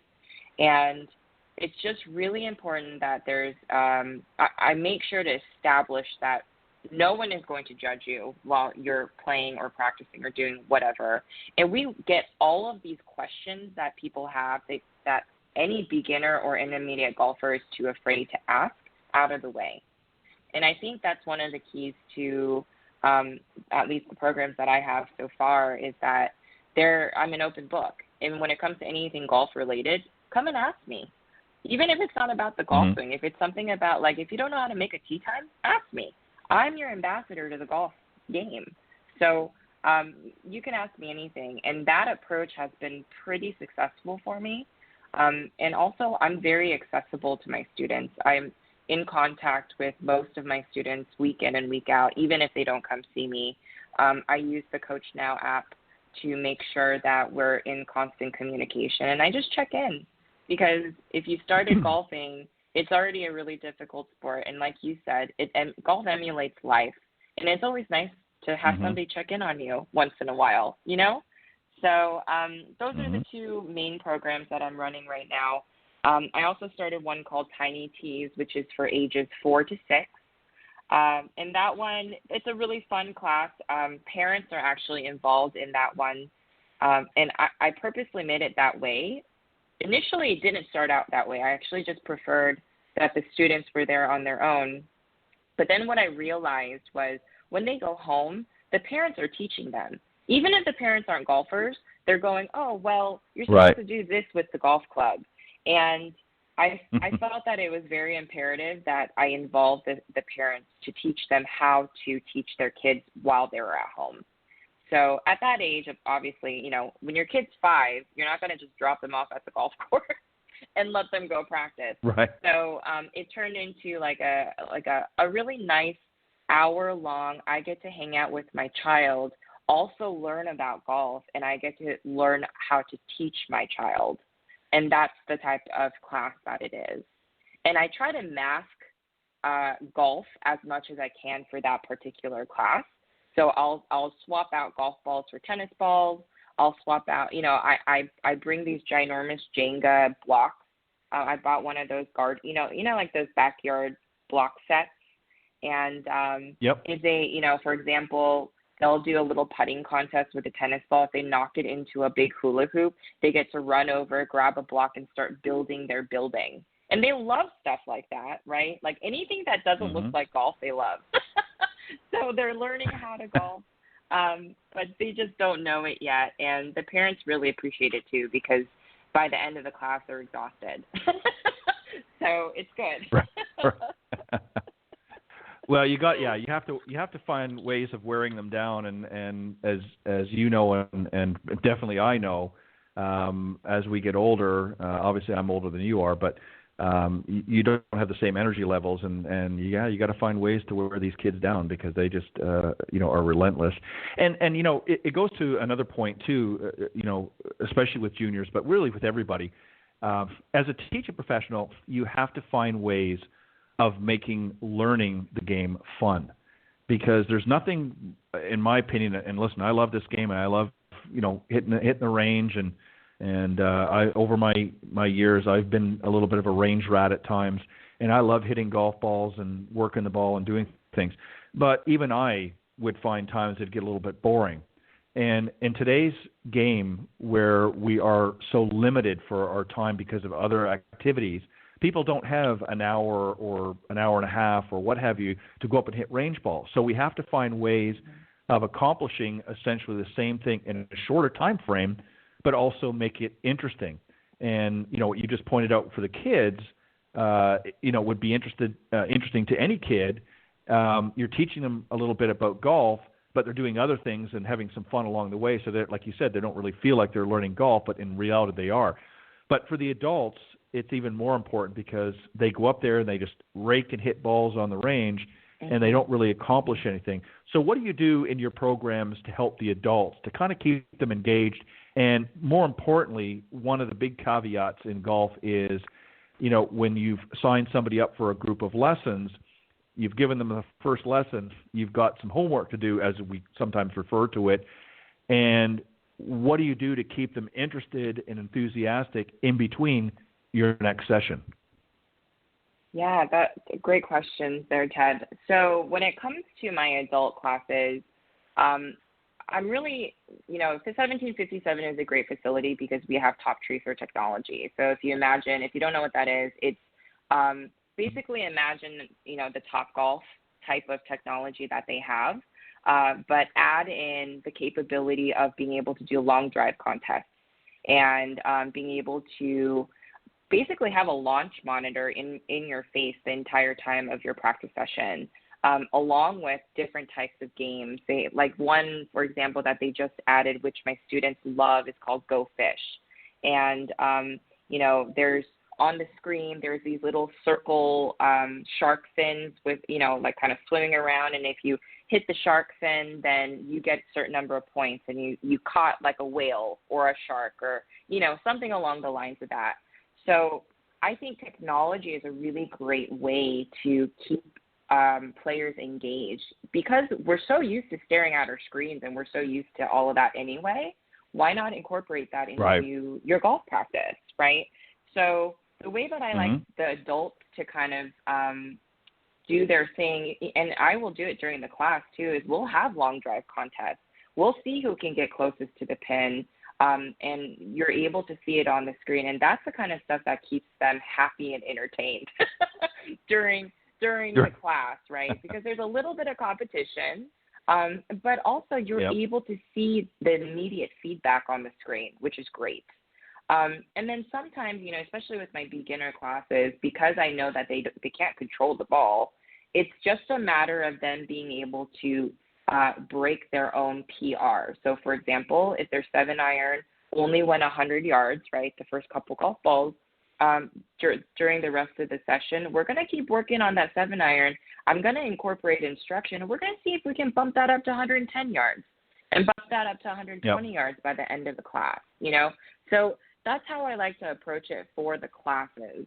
As far as the individual lessons go, I am a big fan of plans, of game plans, and a big fan of giving out drills. And this is what you're going to do. If you're going to go out and practice 4 days a week and you're going to get a chance to go out to the driving range 45 minutes per session, let's pick, day 1 and day 3, you're going to work on this. Day 2 and day 4, you're going to work on this. And a very, very clear game plan that the student and I talk through before the end of the lesson gives them the opportunity to succeed and then come back for the next lesson so we can progress. And I think that is a really important thing to do, because I'm the expert, right? So if I'm the expert and you're the novice, well, the novice isn't going to know how to efficiently practice. It's up to the expert to let the novice know, this is how let's try it this way. And then the next week they'll come back and they'll give me feedback. They'll say, oh, well, I did this drill and this drill on these days, and it turned out to be great, but this drill wasn't so great. So can we change this out? And maybe if you can explain this to me further, we can come up with another game plan. And that's how I like to do it between lessons. And that keeps them busy, right? It's not just aimlessly hitting a basket of golf balls. Like, you're there for a purpose. So let's start actually figuring out how you can block practices and work on specific things so your swing can get better and then your game can get better. Yeah, excuse me. Pardon me. Exactly. And, again, I think for teaching professionals in this day and age, again, as I mentioned earlier, with so many different time restraints and so many other things, we have to kind of reinvent the process a little bit, and have certainly, over the last little while. Technology, as you pointed out, plays a big role. Creating plans, game plans for our students to help them transition from both on the practice tee out on the golf course. That's another area that a lot of golfers struggle with, is they get out there on the practice tee and, they do a great job. They're hitting some solid shots, and then they step up in the first tee, and it's like, well, where did he or she go? That was just, out the tee on the practice tee, 10 minutes ago. So, that's a difficult area as well that I think we all struggle with. Very quickly, as we, it's hard to believe it. We're almost out of time, but I'll give you a few more minutes. Do you have some favorite tips that you like to give your students? Yeah. So going back to what you just said, the transition between the driving range and to the golf course. That's like the number one question that I get asked. Like, I do so well during my range session, and then the second I get out to the golf course, I play like beep, right?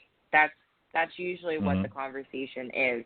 And one of the things that I like to ask my students to do while they're on the driving range is to actually visualize and pretend that they're on the golf course. while they're on the driving range. Mm-hmm. So if the driving range happens to have like some sort of like yardage markers, right, any kind of posts, then visualize a fairway for yourself. Start with your driver. Visualize that you're on the first tee. See if you can knock that driver shot in between the posts in your little pretend fairway. Then grab a 7-iron or an 8-iron or whatever it may be that you decide to choose to get onto a green or somewhere close to another yardage marker, and actually play out holes on the driving range. And now, granted, you're not going to be able to do putting, but you will be able to practice driving accuracy. You'll be able to practice your second shots, and you'll be able to practice your wedges. And it's just I think it's the act of just putting yourself in that situation over and over again while you're practicing makes it that much easier when you go out to the golf course and you're stepping up to an actual tee box. So just that mental practice, the imagery practice is going to be is a very common tip that I give out to people. Yeah, I think that's a great one, Cathy, and I know a lot of coaches use that now as one of their prominent tips to give their students, because nothing beats on-course reality, for lack of better terms, because obviously, when you get out in the golf course, you have different lies. You have some are hilly, some are uphill, downhill, whatever, and obviously you have some thick, gnarly rough here and there. Where on the practice tee, for the most part, you're on a flat surface and very tightly mowed, so you've got perfect conditions every time. And it's not always realistic to playing conditions, so it's good to do it. And what I have always done with students that I've worked with is I always say to them, imagine, if you have a course that you, whether it be your home course or a course that you particularly play often, let's visualize the first 3 holes, and let's play each of those holes here on the range. So how far, and do that so that when they step up, because usually by about 3 holes, people kind of start to find their groove.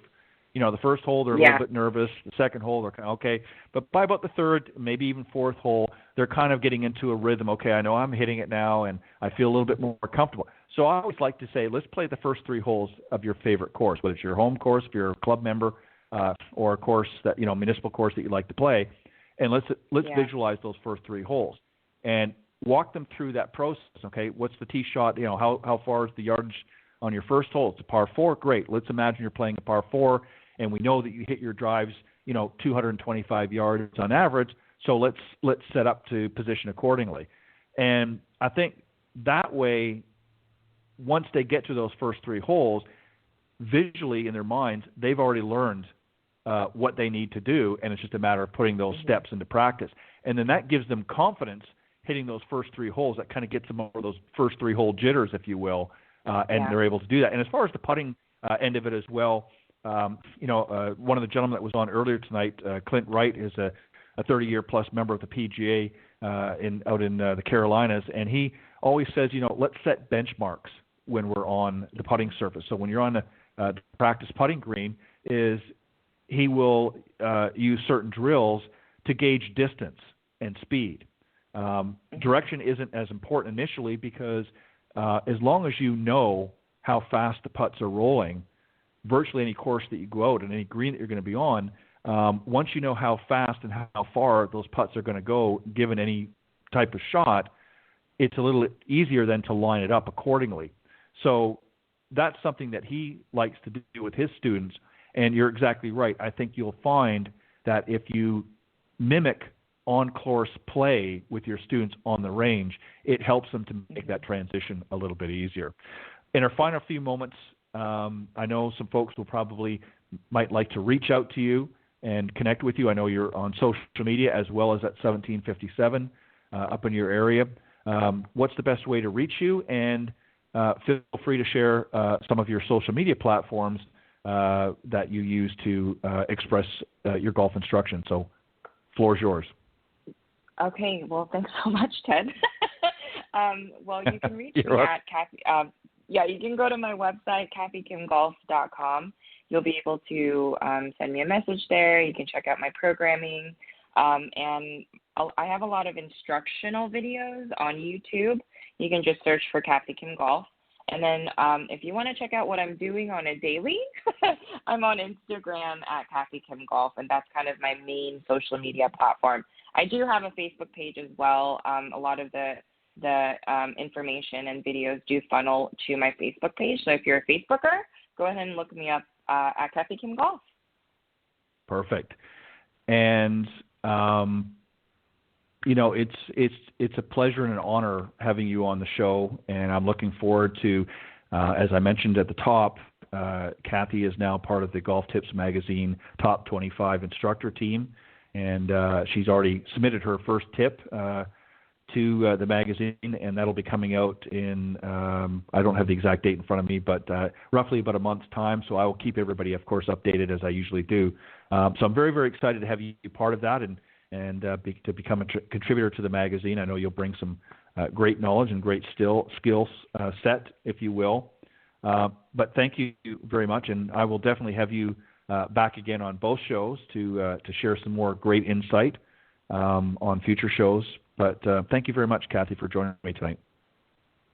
Thanks so much, Ted, for having me, and I am so excited to be a part of the Golf Tips Magazine family. So, I'm super, super excited, and I'd be more than happy to come back to your podcast. Well, I appreciate it. Well, you know what? You never know what's going to happen, and I may even have to, a little bit later on, we'll talk about this sometime off air, but get you involved in the Coach's Corner panel as well. We have some interesting discussions most weeks on that segment as well, so we'll see what your schedule's like, but that might be fun for you as well to collaborate with some of your fellow professionals. But Cathy, thank you again for joining me, both on the Women of Golf Tuesday morning and again tonight on Golf Talk Live. Have a great evening and a great weekend. Thanks so much, Ted. Bye, guys. Have a great night. All right. Bye-bye. All right. That was my very special guest, Cathy Kim, PGA and LPGA teacher professional, and you can find her at the 1757 Club, which is out in Virginia. And you can just Google that and you'll find it. Or you can Google Cathy Kim Golf and get access to all of her social media platforms. She's got some great video tips and all of her contact information there. So if you're in her area and you want to get in touch, or maybe you want to find out, where some of her instructional videos are, you can get that at cathykimgolf.com. I want to again thank the guys earlier on in Coach's Corner for doing a great job, Pete Buchanan and Clinton Wright. Thanks, guys, for always bringing your best to the panel. And I look forward to seeing you guys next time here on Golf Talk Live. God bless everybody, and have a great weekend.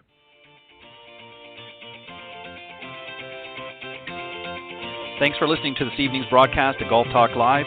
Remember to tune in each week at blogtalkradio.com/Golf Talk Live.